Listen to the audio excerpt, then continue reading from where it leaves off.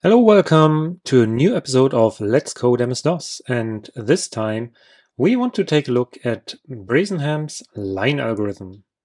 I guess if you ever dealt with computer graphics, you probably might have heard about Bresenham's line algorithm because it's the de facto standard to render just lines basically on the screen without using any floating point arithmetics, which makes it pretty fast, especially for old computers such as our MS-DOS machines that we are emulating here or even running on real hardware. I tried to prepare the line algorithm so that I explain it in full detail, but I noticed that this takes already like 40-50 minutes. So I'm gonna point you mostly to the Wikipedia site, which is actually pretty decent. And the Wikipedia site especially links to one little work, or rather big work, but there's one little aspect of it from some, I think, Austrian student who a couple of years back wrote some kind of thesis about rendering curves, but also straight lines.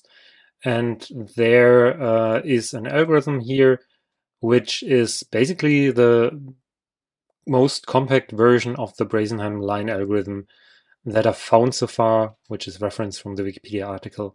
And we will take this and transform this into proper C, because this here is missing. Actually, this is actually pretty good, but I'm gonna rewrite it a little bit so that it works in our Turbo C, and I will use the pseudocode that we have down here. Where is it?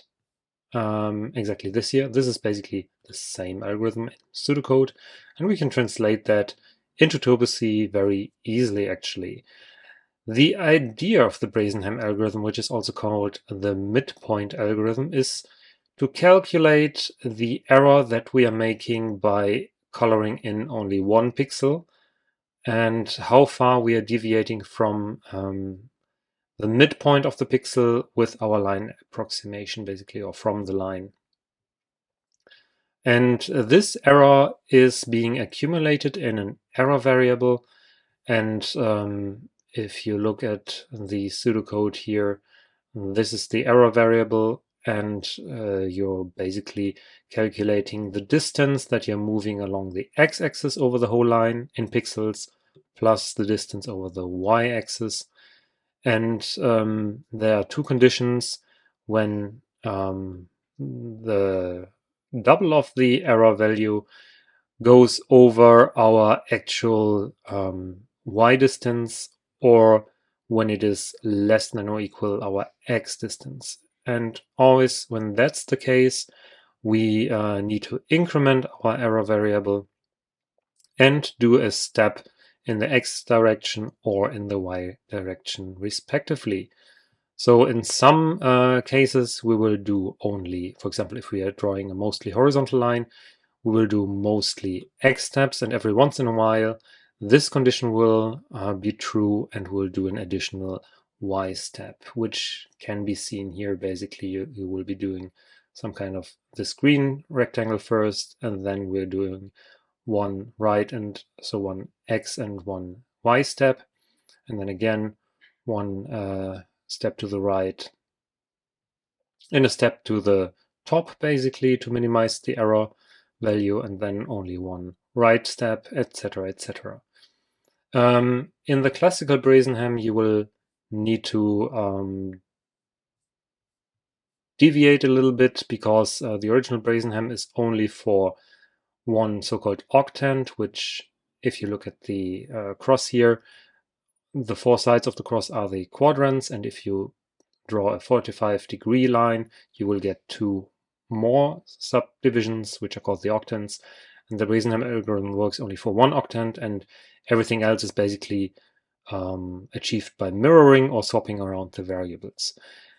As I said, this takes a very long time to explain, but we will just pick this all cases thing.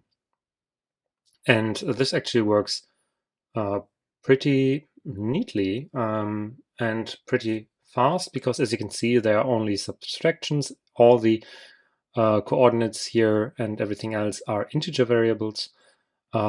There's one multiplication, which could be replaced by a bit shift since it's a multiplication by 2, which is slightly faster on older 8086 machines. But that's more or less it. So I've taken our regular VGA style thing here from our previous VGA demos. We have the main function. We have a loop where we check for the escape key being pressed. We're setting the graphics mode, setting the palette to our usual fire palette. And I'm also drawing a line at the top here. Let me show you. Hopefully, there are some warnings because we're not using the parameters, which is fine. Yeah, it looks like this. This is basically the palette, and we'll use a clever color cycling method to animate the line. And my idea here is to program something similar to either the marquee Windows screensaver,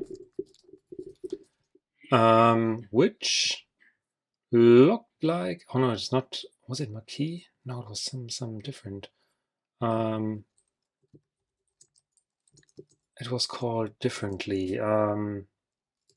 Windows 3.1 screensavers.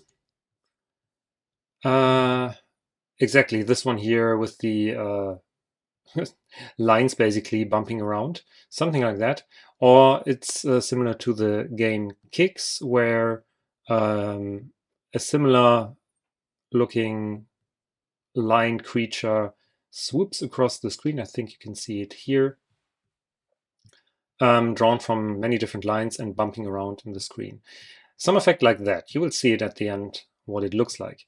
So that's my goal here. So while we are drawing everything, or looping over everything, well, as usual, we wait for the vertical retrace. Then we draw the lines of this creature, but the fact here is we only draw the new line, the newly moved line, and we erase only the last line, and then we have a big sweep of lines on the screen. And to make them have the correct color, we rotate the palette actually, and then we iterate until someone presses escape. So we have some empty functions here called draw line, rotate palette, and draw lines. And we will try first to implement the draw line routine from the code that we saw on the Bresenham article, basically. So we need a bunch of variables. We can use integer. 16-bit integers are totally fine for this screen resolution. If you have bigger screen resolutions, you might need 32-bit integers, but on Turbo C and 16-bit, so that's fine. We need the delta we have in both directions, that is basically x1 minus x0 and y1 minus y0, because every line is defined through two coordinate pairs, x0, y0 and x1, y1, plus a color that we want to draw. And the S is basically the direction we're stepping in, either positive or negative direction, depending on the slope. And that can be easily calculated. We also need our error variables called error and e2. And that is exactly what you see here in the code, basically. Here it is called D, actually, but I'm calling this differently. Oh no, it's here. Sorry. Here it's called error. And E2, that's actually the code that we're porting. So we can have a peek at that once in a while. So let's initialize that. The delta is actually pretty easy. It's x1 minus x0, but we have to take care that x1 might be smaller than x0, then it will be negative. So I've defined a macro called abs, which gives us the absolute value for an integer. And the sign is basically the stepping direction as x. And if x0 is smaller than x1, and then our step will be positive. We will go to the right, basically. Otherwise, if we're drawing from right to left, then we are going in the other direction, so -1. This is basically the increment that we're doing every step. And the same now goes for the y direction, so we can copy that, dy and sy, and that's the very same thing, y0, y1 minus y0, and if y0 is smaller than y1, sy is 1, otherwise it's -1. The error value then is simply dy minus dx minus dy, and the reason for that you can check in this paper. As I said, there's a little bit of maths involved to compute that. This is actually using the implicit equation for a straight line. The Wikipedia page uses the more traditional derivation by using f of x equals mx plus b, which you have probably learned in high school. But there's more math involved to get to the Bresenham formulation, basically. There's also some things, I think, when I try to calculate that on paper, I think C is a little bit hastily derived here, and it took me like 1 or 2 pages to get to all these values, which is why we skipped that. And we can just simply go to our pseudocode and use that. And if you have some spare time, you can do the mathematic derivation as an exercise, basically. Then we're doing an infinite loop, basically, because we will break out of this once our line is at its end. This is always the case if our x or y variables are the same, because we won't use one as an iteration variable. We could have used another variable called x and y, but we can save the memory space, these two variables. Doesn't matter. First thing we do actually is in every turn we set the pixel at the current coordinate, and x0 and y0 are our current coordinates with a given color. And we can actually break if at this point x0 equals x1, because then we've reached the right end of the line, basically, or alternatively, and alternatively, not alternatively, of course, y0 equals y1, because then we have iterated over all the pixels that there are. Then we can simply do the break. Then we need the error variable e2 here. Just simply, actually we don't need it, we could leave it out, it's just for optimization here. Error times 2. And if e2 is greater or equal than minus dy, and I've used a slightly different formulation here, because in the original they wrote the error is dx plus dy, which came from dy equals minus absolute value of y1 minus y0, and I find it a bit more intuitive if dx and dy defined the same. So if you change the signs, you have to change something along here as well for the error and for the error condition here. So don't be confused. You can also use this algorithm. Both are equivalent. I've just switched around the signs a bit so that they're more consistent, in my opinion, and easier to read. But that's up to you how you implement that.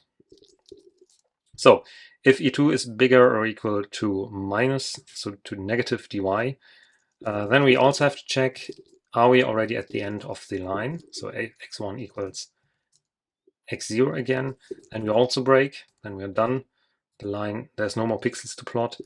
Otherwise, we decrement the error value by dy, because we're making a step into the x direction, which decrements our error we do on the y direction.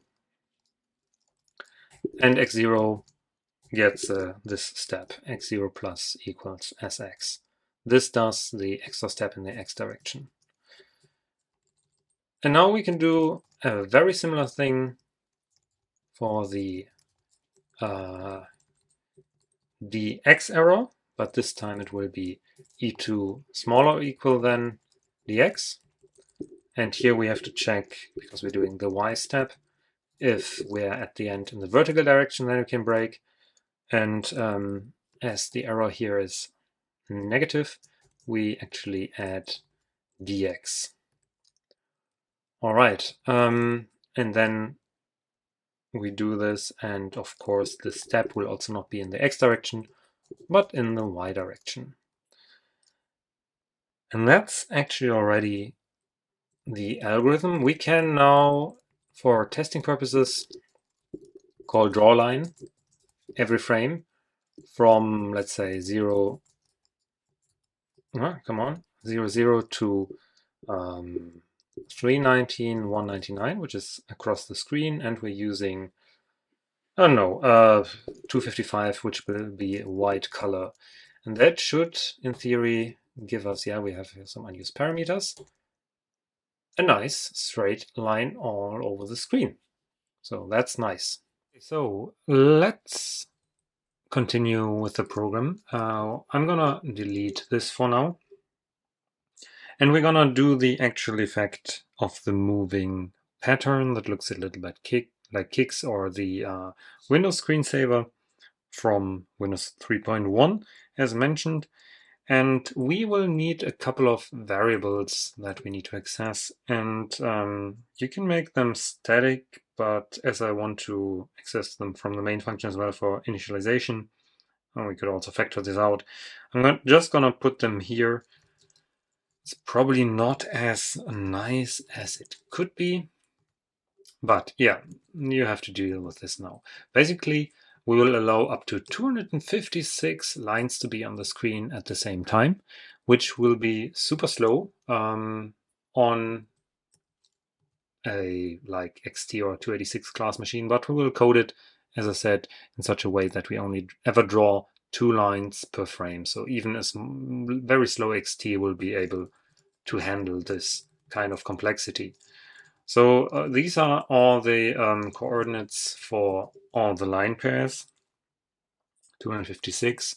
Furthermore, we need a signed integer for the directions that the lines are moving in. So I'm gonna declare dx0, dy0, dx1, and di1 here.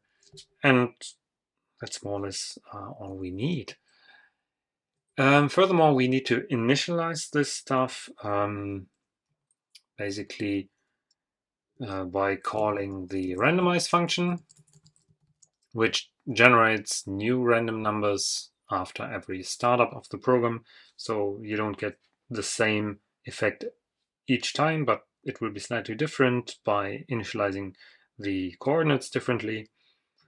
So we're gonna initialize the very first coordinate with the rand function. You can actually go to the help file here, and I think that's in Toposi, it's in the standard library. There should be something like exactly random, rand, and randomize. Randomize says it uses the time function, and depending on the time of day, it will create a different seed. And then rand will produce a value between 0 and rand max. And in Toposi, that's 32,000, so 15 bits. And we will clip this to basically the screen width for the x coordinate. And the same goes for the second coordinate, basically. And we can do the same for the y coordinate. But here we will clamp this to, to the screen height. So what this does is it will be screen height at most 199 and screen width 319. Screen height. Furthermore, we have to initialize the speed with which the lines move. So there I'm gonna take the random value modulo 3 plus 1, so we don't get a 0 speed, but at least a 1, and up to 3 pixels per movement. We could add a sign here, a random sign, but I figured out that makes everything very unreadable. And it doesn't add to the complexity, because once the line gets reflected at the border of the screen, it will basically be the same. We can do the movement of the lines now. And we need a couple of state variables here as well. We need to have an index of the first line that was drawn, which will be different because we will overwrite the index into this array, basically. It will not always be the 0th, because otherwise we would have to copy a lot of coordinates, but we will have a moving pointer, which is this index first, and we'll derive this from the time index t. We don't need to store explicitly where we were, basically. We will have the index last, which is the last line that has been drawn, which is very simply our time index modulo 256, which will move through the arrays, and once it reaches the end, it will wrap back to index 0, which is quite an elegant solution, I think. And we will have the index previous, which is the last frame, basically, which obviously is t minus 1 modulo 256.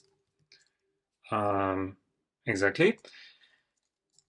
And if we have already drawn more than 255 lines, so in the first 255 frames, we don't need to do the deleting of the oldest line, because there are not that many lines. But if we are at a later stage, then we will do erase the oldest line that is on the screen. This is the first line that we'll be drawing. And we calculate the first index, that's what I call it, as t minus 255, because that's the oldest that we have, modulo 256. That's all just modular arithmetics. That's really not super complicated. And then we just draw the line with its index first. We are actually gonna draw it with color 0, and we can let's make it a little bit more readable. We can take this index, because this will look almost the same for all coordinates y0, x1, and y1. So this is the deleting of the oldest line, basically. Very simple. In the end, we also want to draw the new line, but there will be something in between that we'll deal with in a minute.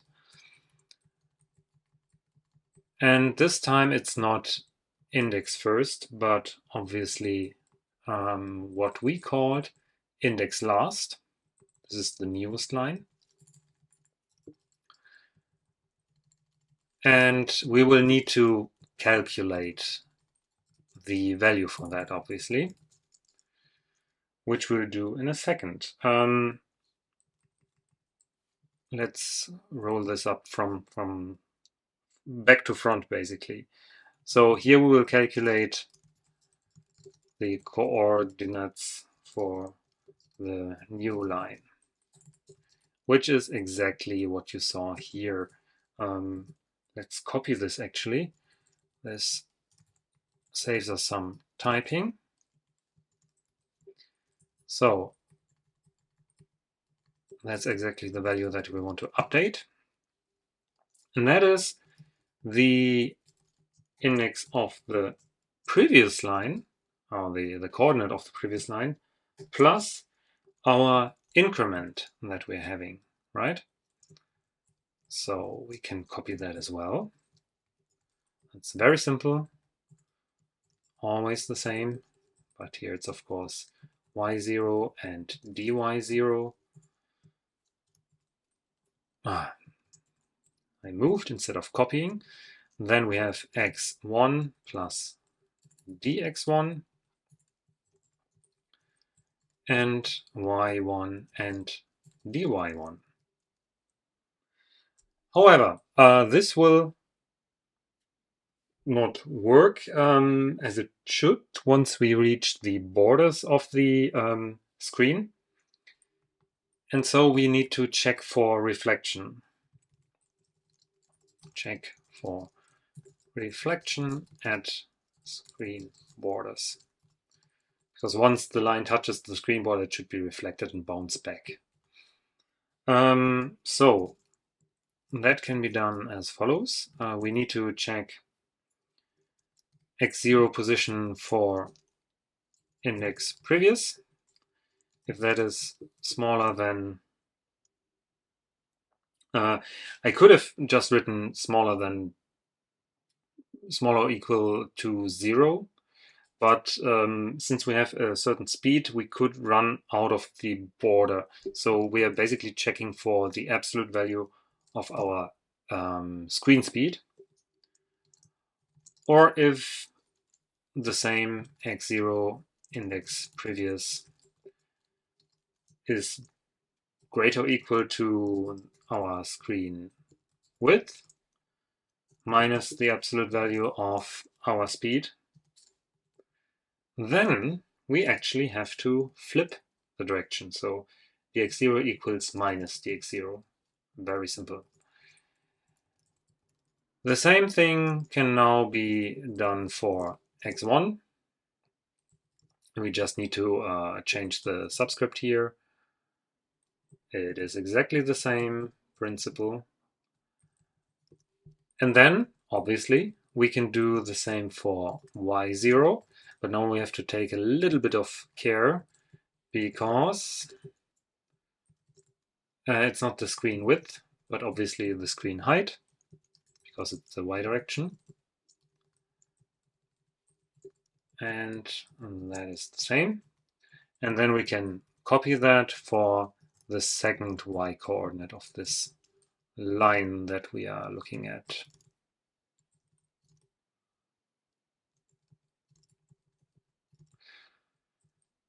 And in theory, this should already work and give us some kind of moving color or a moving line, but the color is still off. I'm going to pick the time index here as a color so we get a nice gradient, modulo 255. Not modulo 256, because we don't want to use the color 0, basically, because that is for erasing only. So let's try that. There are some errors. Oh yeah, okay, that is of course true. There you have it. We have already our first variant of the thing. However, I want to make it a little bit more convincing, so to speak. I want to have the newest line always be the white color, the hot color basically, and then for the rest to fade a little bit into the black, because we have this nice gradient from white over yellow, orange, dark red, and bluish black. And that is being done by rotating the palette, because then we get an animation over all the lines without having to draw all the lines. And that is actually the magic. You see that the erasing of the lines, of course, draws over the already existing lines. This is the price that we're paying for having to only draw 2 lines in every frame.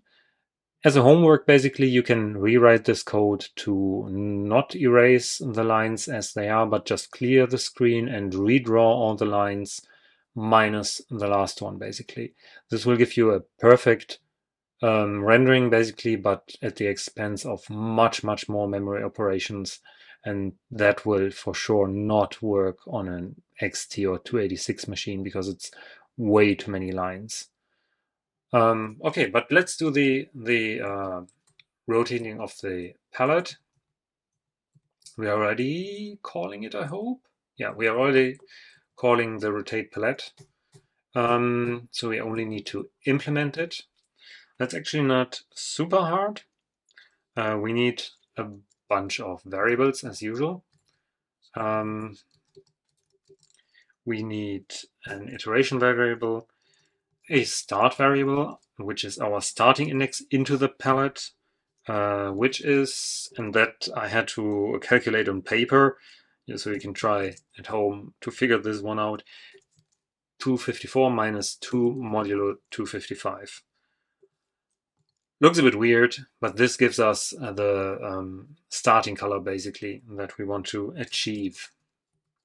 And do I need the index? Yes, I need the index. So we save a little bit on typing. First of all, we're gonna write out the into the palette index register of the VGA card. If you don't know what that is, look up our VGA programming tutorial in this series. It will explain that. And once you've written to that register, you can write 256 RGB triplets out to the palette data register of the VGA card, which is this. And actually, we wouldn't need to write out 0, 1, and 2. I think we can skip that because we could start actually at index 3, because these here will not be rotated and will be always the same. We can try to optimize this in the second step. But for now, let's just take that and see if it works. And the magic rotation happens here by calculating the actual index that we're using. So here we are iterating from 1 to 255, like so.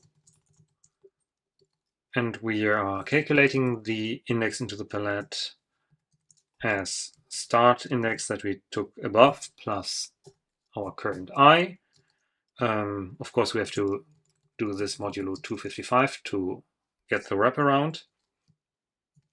And then times 3 because we have RGB triplets. And the palette actually has 768 entries, obviously. So we can just copy this whole bunch. This will be very, very similar. And the index obviously will be index plus 1, and index plus 2. And this should give us the rotated palette. And I think as an optimization, we could set this to 3. Yeah, let's actually try that. Let's just delete that. Should work too. Here we go. Oh, and actually no, because we are outputting something wrong. So that's why I left that in originally. I'm a bit confused why DOSBox does this. Maybe it's ignoring the palette index register. I think that's why I did that. So let's try once more. Fingers crossed. Yeah. At the top, you can see the cycling of the colors. This is actually never redrawn, but it's only visualizing the cycling of the colors. And you see how nice it looks when it fades out in the back, and the front part of the lines are always in red hot white, basically, and then it fades out, gets cooler. And I think this is a pretty neat effect. We can turn down the cycles almost to very, very low values until, yeah, here you will see at the top a bit of not so nice palette effects. Some parts of the white line here are getting black because we are running out of time in the vertical retrace. So 3,800 cycles is a bit too slow, but if you look up, this is already a very slow machine being emulated here. And yeah, if we were to port this to assembly, I think we could make it even faster. I think TurboC is still a bit inefficient, and we could make it run on very slow machines indeed. And yeah, I think this is a pretty neat effect. As I said, as an example and homework, you could try to code this so that every frame 256 lines are being drawn, but then you will run into massive problems if you don't have a very fast 486 or faster machine in real life, or DOSBox having set to, well, I don't know, 20, 30, 40, or 50,000 cycles. But as you can see, this runs pretty smoothly, even on this low cycle count. But that's it for today. Thank you very much for watching. I hope you enjoyed the series. I want to continue it in 2022. I did not release a single pure Let's Code MS-DOS, only the Let's Code x86 assembly. But I noticed that people actually do like these videos, but they are always a lot of work to prepare and to research. And as this is only my hobby and I gain very little money from this, I always have to weigh my time and efforts to, yeah, what I get back basically. But it amazes me that so many people still watch this, and I'm very humbled. So thank you very much. If you want to support me, you can do so. The links are all in the video description. But it's already very nice if you would give me a thumbs up, share this stuff on social media so people learn a bit more about these old school computers and programming techniques, which still can be, I think, applied in the modern systems. You probably sometimes need a linear interpolation like this or line drawing, and it can be quite useful even on modern systems. So thank you very much, and I hope to see you next time. So long.